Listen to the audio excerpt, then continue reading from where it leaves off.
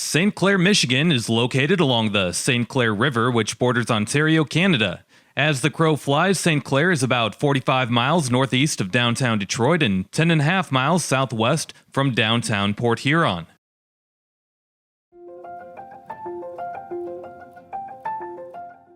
I start the video driving south on M29 north of town. What you don't see is the brigade of redneck pickup truck drivers behind me. And that makes me think that maybe I should start using a rear cam to catch even more of all the exciting action that I come across while making these videos. Not a bad idea. Well, we're now in the city of St. Clair, and the highway that we're on parallels the St. Clair River to the east, which is an exemption of all rivers in the Midwest in terms of having a beautiful color of blue. Usually, rivers in the Midwest are brown and muddy, but not the St. Clair River. The view from the road is blocked by dozens of fancy homes, but that's what drones are for, right?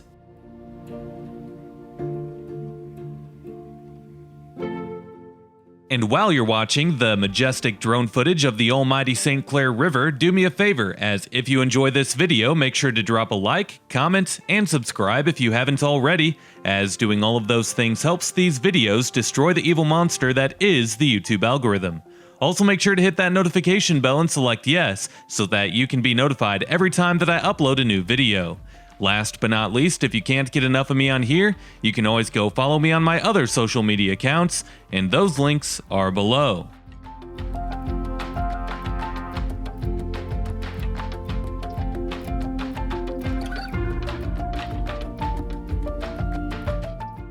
Today, St. Clair is home to just over 5,000 people, and as you can see by the economic stats, the town supports an upper-middle-class population, as the median household income is at $82,000 per year. 25% of adults 25 and older hold a bachelor's degree or higher, and the median value of owner-occupied housing units is $162,000. The poverty rate is low, as it's at 6%.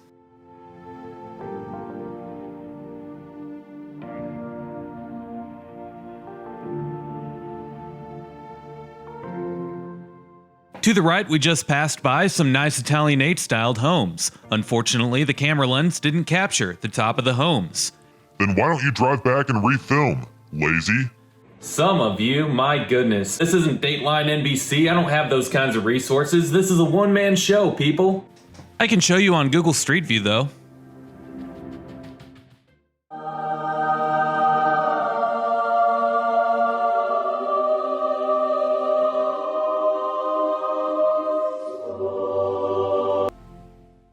I'm also not about to drive back and refilm while everything is in bloom, so don't at me. The sky was blue while I came through, and in my opinion, you can actually see more when leaves aren't on the trees. And personally, I don't care what time of the year it is. If the sun is shining, the sun is shining, and I like it.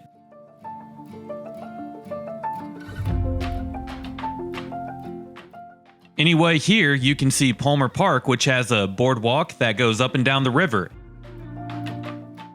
Sits right across the road from what can be viewed as St. Clair's downtown area. It's really just a trio of buildings in a U-shape that go around what St. Clair calls Riverview Park, which includes an amphitheater.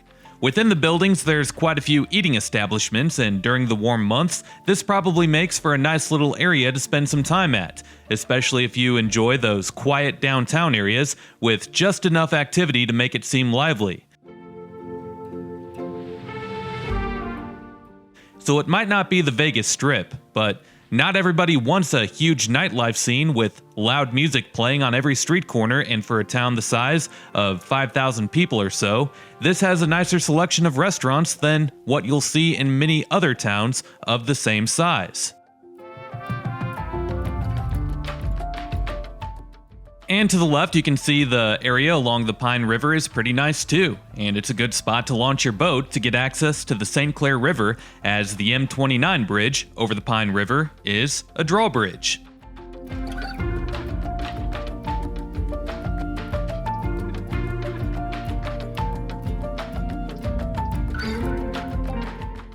Well, finishing up the city stats when it comes to the crime rates, you can see that crime doesn't happen here all that often when compared to the national and state average rates. And Niche.com ranks the public schools as a B, so that's pretty good.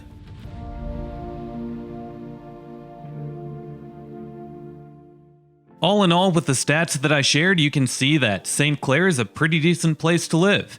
And as you look around, you can see nice houses in many places, especially along the river. Away from the river and the original town areas, you'll start to see suburban sprawl-like development, and you can see here from the satellite photo that it spreads out a little bit in each direction.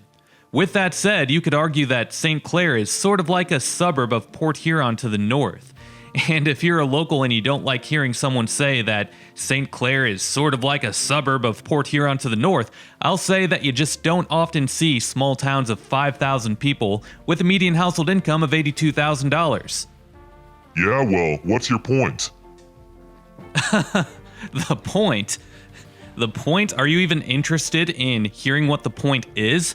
Well, anyway, the point is that St. Clair benefits from being geographically close to more populated cities. St. Clair County is technically a part of the Metro Detroit area, according to the U.S. Census. I'm sure you'll try to argue that, though. But it is what it is. Facts are the facts. And that means that surveys showed that there's a sizable portion of the population in St. Clair County that at least commutes to Macomb County for work.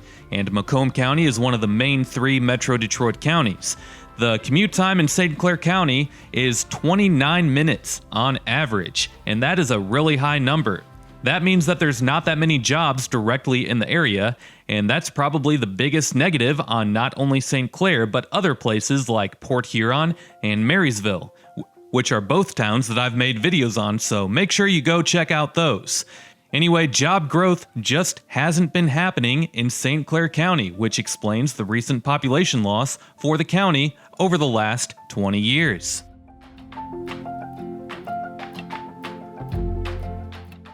So with that said, my best guess for as to why St. Clair has such a high median household income would be several things. The lure of the blue water of the St. Clair River will just naturally bring in some people from the snobby rich crowd who want waterfront property. I'd also imagine that there are some decent paying jobs at the salt mine, along with the DTE power plant just south of town. However, I'd imagine that a good chunk of the residents probably just hop in the car and commute to either Port Huron or some of the far northeastern Detroit suburbs for work, such as New Baltimore or Mount Clemens, which is a pretty long commute. Some could also be working from home, obviously, with how the recent work trends have continued to go, or maybe they just own a franchise here or there.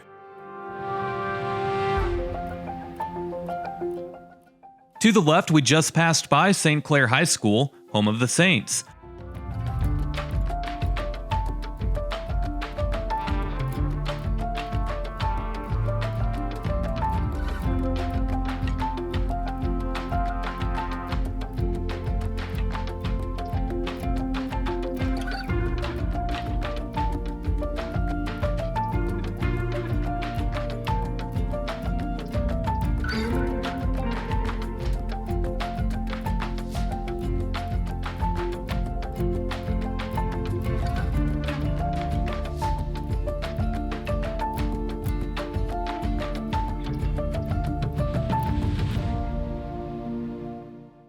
Among the most notable people who at one point lived in St. Clair includes Master Chef Grant Achatz, former NHL player Sean Burr, who passed away while residing in St. Clair at the age of 47 after a 16-year NHL career.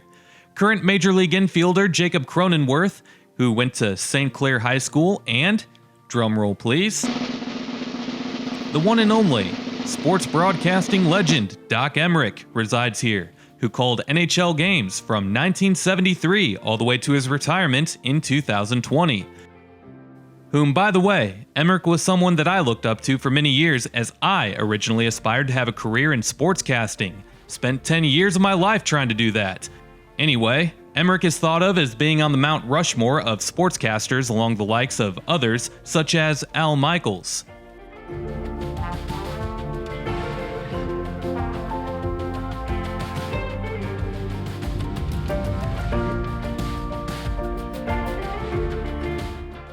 Lastly, I haven't yet talked about the history of St. Clair, so I guess I can do that. St. Clair was first settled in 1764 when a British fort was built near the confluence of the Pine and St. Clair rivers. At the time, the British owned this land and wanted to protect it, so they built a fort at that very spot to guard their shipping route between Fort Michilimackinac to the north and Detroit. The name St. Clair is thought to have come from then Colonel Patrick Sinclair, who built the original fort along with a sawmill and a trading post.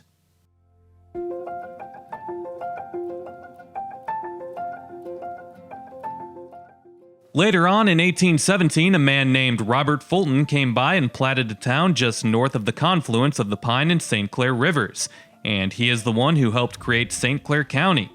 The city of St. Clair was the county seat until it moved to Port Huron half a century later in 1871.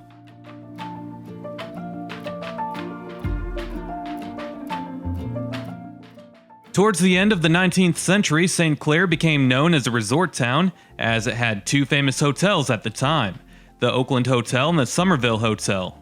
Both hotels offered mineral spring baths as there was a natural spring. The Oakland Hotel was just south of the Pine River, where the salt mine sits now, and the Somerville Hotel, I believe, is where the St. Clair Inn sits today. Might be wrong, but that's my best guess. I'm not going to look for 2 hours to find the exact location of the Somerville Hotel. Sorry, people.